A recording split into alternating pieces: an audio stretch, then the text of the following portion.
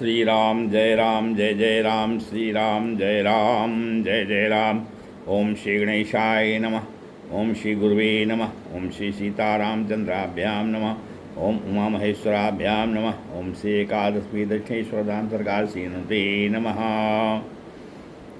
सत्संग के क्रम में आज श्रीमद् भागवत महापुराण की प्रथम स्कंध की कथा प्रारंभ हो रही है। इसमें श्रीमद्भागवत पुराण में श्री व्यास जी ने लिखा है कि जन्माद्यस्य यतो अन्वयादितरस्यार्थेष्वभिज्ञः स्वराट् तेने ब्रह्महृदाय आदिकवे मुह्यन्ति यत् शूरयः तेजो वारिमृदां यथा विनिमयो यत्र त्रिसर्गो अमृषा धाम्ना स्वेन सदा निस्तकुहकं सत्यं परम धीमहि। कहते हैं अर्थों में जो ग्रहण किए जाने, अर्थों में गृहीत जो अन्य और व्यतिरेक से संसार की उत्पत्ति, स्थिति और संहार का कारण है, और जिसने आदि कवि ब्रह्मा के लिए वेदों को प्रकाशित किया और जिसके विषय में बड़े बड़े विद्वानों को भी मोह उत्पन्न हो गया है, और जिसमें तेज जल और मिट्टी में परस्पर एक की दूसरे में सत्य रूप से प्रतीत होने की तरह असत्य की शिष्ट, जिसकी सत्यता से सत्य सी लगती है, और जिसके तेज से अज्ञानांधकार सर्वदा निरस्त है, उस सर्वज्ञ स्वतः सिद्ध ज्ञान सत्य परब्रह्म परमात्मा का हम ध्यान करते हैं। सौनक जी, सूत जी और सौनक जी का संवाद आगे आ रहा है। नमिषे अनिमिष क्षेत्रे ऋषया सौनकादयः तत्रम स्वर्गाय लोकाय शास्त्र सममासत। एक बार विष्णु भगवान के नैमिष क्षेत्र में सौनक आदि ऋषियों लोग जो है विश्वलोक प्राप्त के लिए निमित्त 1000 वर्ष में पूर्ण होने वाले यज्ञ की इच्छा से बैठे और सूत जी महाराज जी से पूछने लगे। सौनक जी ने क्या प्रश्न किया कि हे मुनिवर, आपने महाभारत आप ग्रंथों का अध्ययन किया है, उनमें मनुष्यों के कल्याण के जो साधन है कृपा करके बताइए आप। दूसरा प्रश्न किया, कलयुग में मनुष्य अल्पायु, आलसी, नाना प्रकार के रोगों और उपद्रवों से ग्रसित रहेंगे, और शास्त्रों में इनके समाधान का जो सार है उसे आप बताइए। फिर तीसरा प्रश्न किया कि हे सूत जी, भगवान श्री कृष्ण कार्य की अभिलाषा से देवकी के गर्भ में आए, कृपया उसे बताइए। और चौथा प्रश्न किया कि गंगा के जल की तरह प्राणियों को पवित्र करने वाले ऋषि मुनियों द्वारा कहे गए भगवान के अद्भुत चरित्रों का श्रवण कराइए। भगवान अपनी लीला से ब्रह्मा रुद्र आदि रूप धारण करते हैं, विश्व सृष्टि आदि के भगवान के कार्यों को नारद आदि वर्णन करते हैं, उनको सुनाइए। प्रश्न नंबर 5 जो है कि हे प्रभु, भगवान के मत्स्यावतार आदि अवतारों को की सुंदर कथाएं सुनाइए। और प्रश्न नंबर 6 है कि भगवान श्री कृष्ण अपने स्वरूप से गोलोक में जब चले गए तब धर्म किसकी शरण में गया था। अब व्यास जी कहते हैं, इति संप्रश्न संहृष्टो विप्राणाम रौमहर्षणि प्रतिपूज्य वचस्ते शाम प्रवक्तुमुपचक्र में। व्यास जी कहने लगे कि सौनकादि ब्राह्मणों के ऐसे प्रश्नों से सूत जी अति प्रसन्न हुए और उनके प्रश्नों की सराहना करके रोमहर्षण अर्थात सूत जी उत्तर देना आरंभ करने लगे।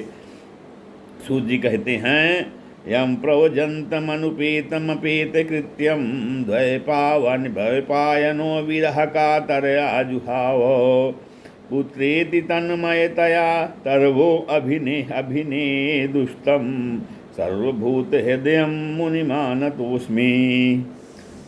नैमिषारण्य क्या है कि एक बार नैमिष क्षेत्र में गौरमुख नामक मुनि ने राक्षसों की बड़ी सेना को निमिष मात्र में मार दिया था। उस स्थान का नाम नैमिषारण्य पड़ गया वाराह पुराण के अनुसार।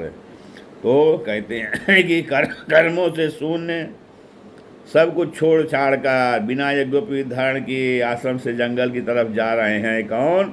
सुखदेव जी। यम प्रवजंत मनुपेतम अपेत कृत्यम द्वैपानो विरह कातर आजुहाव। हाँ, श्री सुखदेव जी को विरह कातर से कि विरह कातर से श्री व्यास जी हे पुत्रो कहकर पुकारने लगे। तब स्वयं उत्तर न दे करके विश्वों से उत्तर दिलवाया। ऐसे श्री व्यास पुत्र श्री सुखदेव जी को मैं प्रणाम करता हूँ। यम प्रवजंत मनुपेतमपेत कृत्यम द्वैपायनो विरह कातरहा जुहावो पुत्रेति तन्मयतया तरो अभिनेदुस्तं सर्वभूत हृदय मुनिमानतोस्मि। आप सूर्य जी कहते हैं आगे फिर कि नारायणं नमस्कृत्य नरं चैव नरोत्तमं देवीं सरस्वतीं व्यासेन ततो जय मुदीरयेत्। सूर्य जी कहने लगे, हे ऋषियों, प्रत्येक कथावाचक को चाहिए कि वो अवतारों में श्रेष्ठ नर नारायण, सरस्वती देवी और व्यास जी को जय जयकार करके श्रीमद् भागवत आदि धार्मिक ग्रंथों का पाठ करे। श्री हे ऋषियों, आपने मुझसे संसार में मंगल करने के लिए बहुत से सुंदर प्रश्न पूछे हैं। रामायण में शंकर जी भाई पार्वती जी से कहते हैं, यहाँ सूत जी सोनकाश से कहते हैं, पूछे हो रघुपति कथा प्रसंगा सकल लोक जग पावनी गंगा। हे ऋषियों, पुरुषों का परम धर्म यही है कि जिससे भगवान श्री कृष्ण में कामना से रहित विघ्नों से शून्य भक्ति उत्पन्न होती है और आत्मा प्रसन्न होती है। फिर तो पुरुषों का धर्म वही है। तो विषय भोगों का फल इंद्रियों की प्रसन्नता नहीं है, परंतु जितने काम के सेवन से मनुष्य स्वस्थ बना रहे उतना ही भोग करना चाहिए। विषय भोगों का फल इंद्रियों की प्रसन्नता नहीं है। संसार में जीवन का एकमात्र उद्देश्य उसका अनेकों झंझटों को शीर्ष पर रख करके धन संग्रह करना ही नहीं है। संसार क्या है, जैसे किसी सरकारी कर्मचारी को कोठी, गाड़ी, बिजली आदि सारी सुविधाएं मिलती हैं, लेकिन वह उस कोठी, गाड़ी, सरकारी सामान में आसक्त नहीं होता। इसी प्रकार प्राणी को सांसारिक वैभव में आसक्त नहीं होना चाहिए। इस संसार में जो परमात्मा अद्वैत है वही सत्य है, बाकी सारी वस्तुएं मिथ्या हैं। ब्रह्म सत्यम जगत मिथ्या।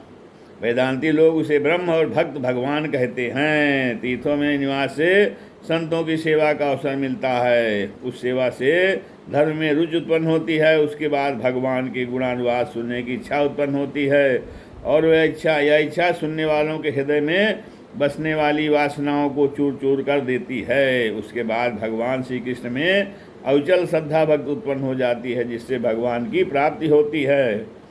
श्रद्धा पूर्वा सर्वधर्मा मनोरथ फलप्रदा श्रद्धया साधते सर्वं श्रद्धतया तुष्यते हरि। नारद पुराण में कहा गया है कि भगवान श्री कृष्ण कहते हैं कि श्रद्धा पूर्वक आचरण में लाए गए सभी धर्म मनोवांछित फल देने वाले होते हैं।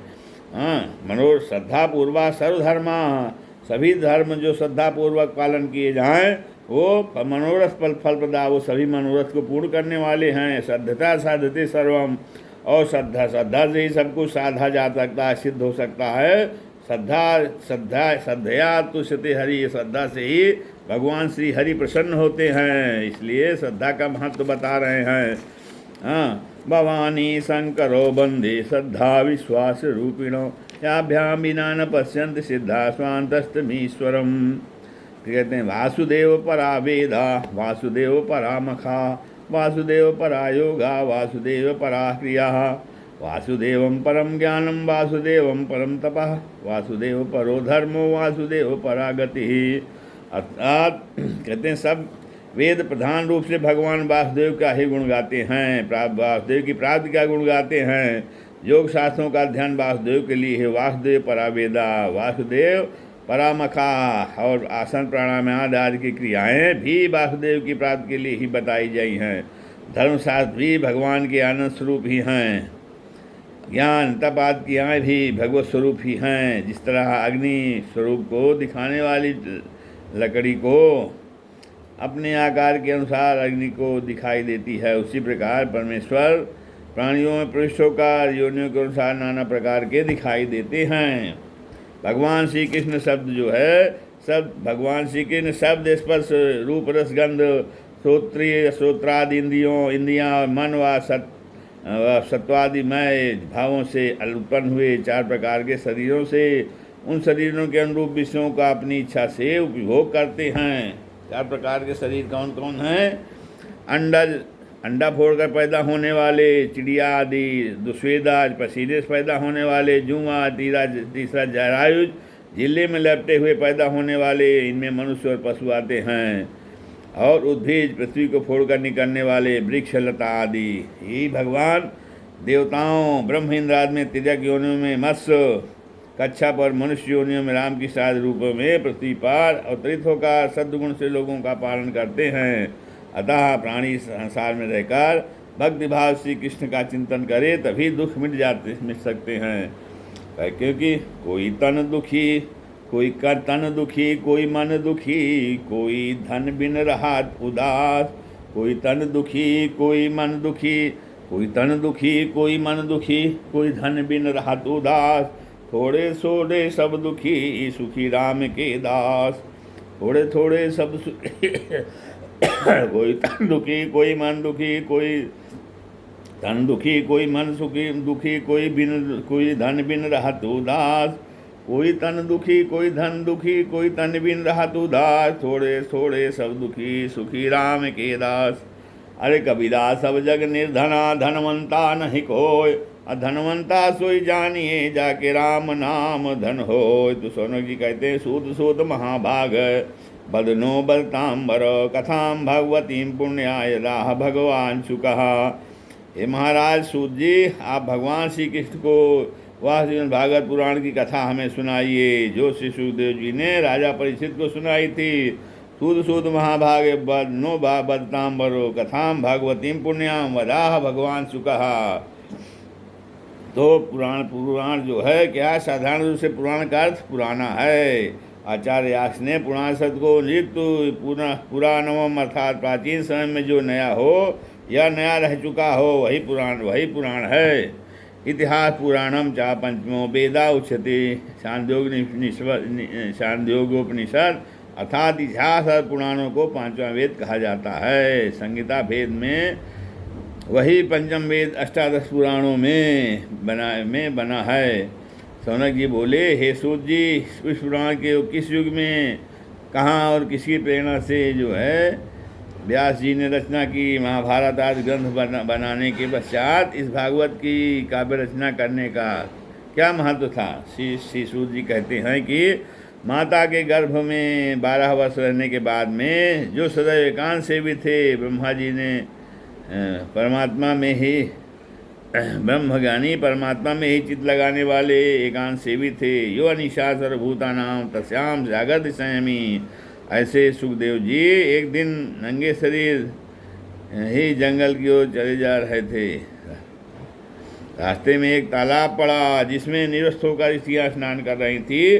जब सुखदेव जी वहाँ होकर निकले तब वे स्त्रियाँ यथावत स्नान करती रहीं, परंतु जब व्यास जी आए तो भागकर अपने अपने वस्त्र पहनने लगी। इसे देखकर व्यास जी ने पूछा कि अभी अभी किशोरावस्था का मेरा पुत्र गया है, तब तो आपने वस्त्र नहीं पहने और मुझ वृद्धावस्था वाले को देखकर वस्त्र पहनती हैं।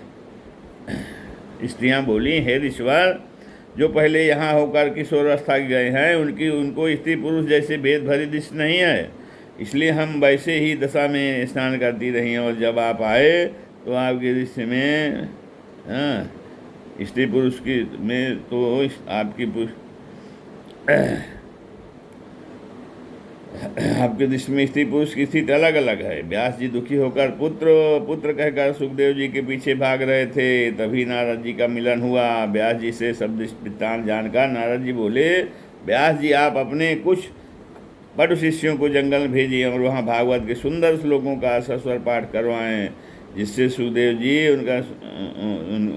उनको सुनकर आकर्षित होंगे और उनके पास आएंगे।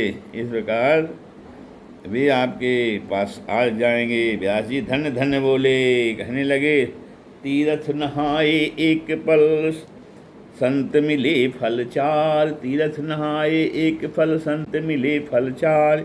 सतगुरु मिले अनेक फल कहें कबीर विचार। सतगुरु मिले अनेक फल कहें कबीर विचार। तीरथ नहाए एक फल संत मिले फल चार। अब बरहापीदम नटवर बपू कर्णयो कर्णकारम विद्वद्वासा कनक संवैजयंतीम चमालम। रंधान वेणो रथर सुदया पूरयन गोपबिंदैर्बिंदारण्यम सुभद्रमणम प्राविशद गीत कीर्ति।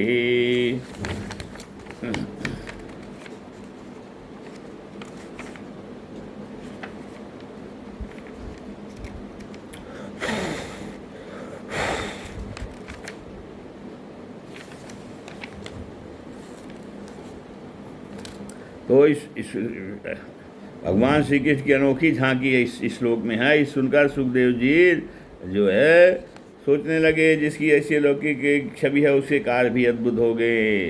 अहो बकीयम स्तन कालकूटम जिंघासयापाय दयप्य साध्वी लेभे गतिम या सुचिताम ततो वन्यम कम वा दयालुम शरणम व्रजेम।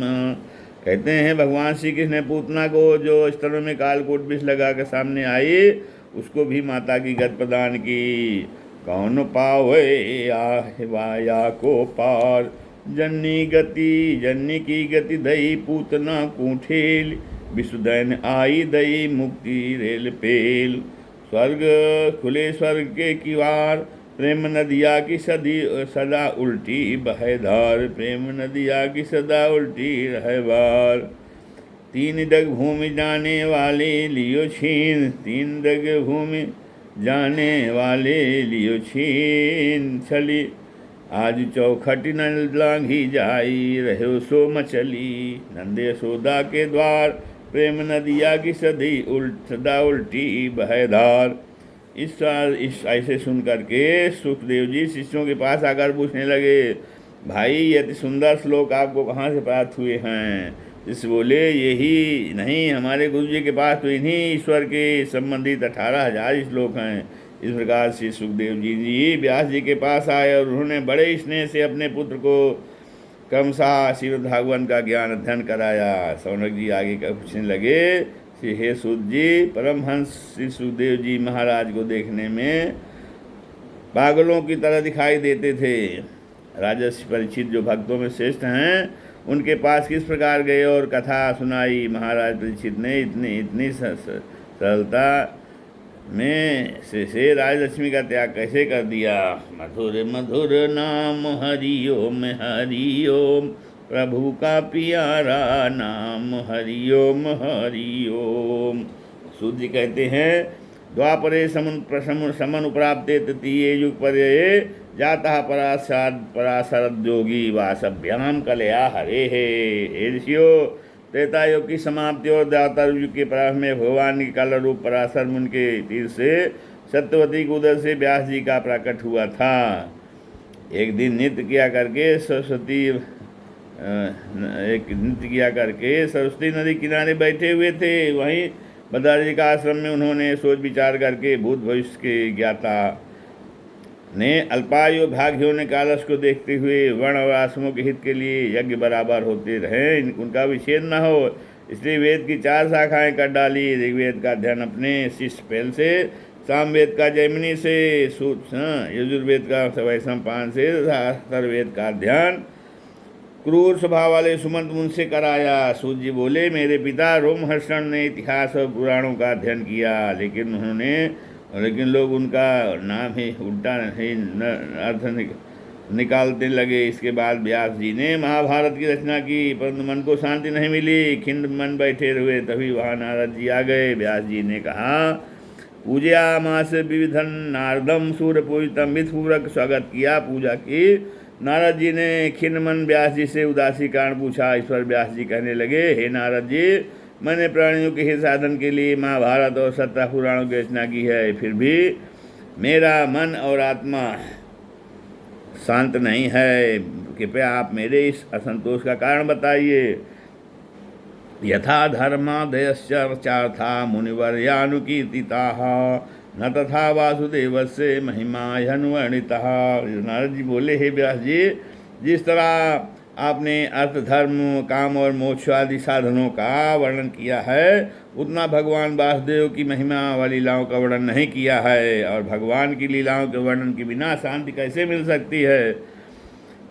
मन को शांत प्रदान करने का लाइसेंस तो श्री कृष्ण की लीलाओं के पास ही है। नारद जी गाने लगे, एकांत वासो लघु भोजनाल मौनम निराशा करवावरेण मुने रसो संयमनम खडेते चित्तम प्रसित प्रसादम जनयंति शीघ्रम।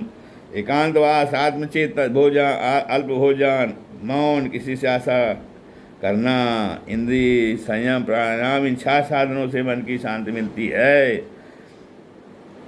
बांके बिहारी तेरी जय होवे नंदलाल तेरी जय होवे। बांके बिहारी तेरी जय होवे नंदलाल तेरी जय होवे। जय जमुना के लाल तेरी जय होवे, जय जमुना के लाल तेरी जय हो, जय जसुदा के लाल तेरी जय होवे।